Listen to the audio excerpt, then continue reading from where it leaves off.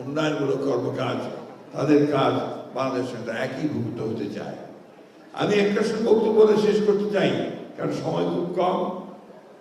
আমরা জানেন যে একটা ভয়াবহ দানবীয় ফ্যাসিস্ট সরকারের দীর্ঘ নির্যাতনের একটা শাসনের পরে আমরা একটা অভ্যুত্থানের মধ্য দিয়ে একটা সুযোগ পেয়েছি একটা নতুন বাংলাদেশ তৈরি করবার, নতুন বাংলাদেশ নির্মাণ করবার। এই নতুন বাংলাদেশ নির্মাণ করার জন্যে আজকে আমরা সবাই অন্তত একটা বিষয়ে একমত যে আমরা প্রত্যেকটা নাগরিকের সমান অধিকার এখানে প্রতিষ্ঠিত করব। এবং সেই সঙ্গে আজকে আপনারা যারা নিজেদেরকে মনে করছেন যে আপনারা আলাদা ক্ষুদ্র জাতিগোষ্ঠীর সদস্য, আমার ম্যাডাম সবসময় বলেন, আমার নেতাও বলেন যে কখনো এই কথা বলা যাবে না, সংখ্যা লঘিষ্ঠ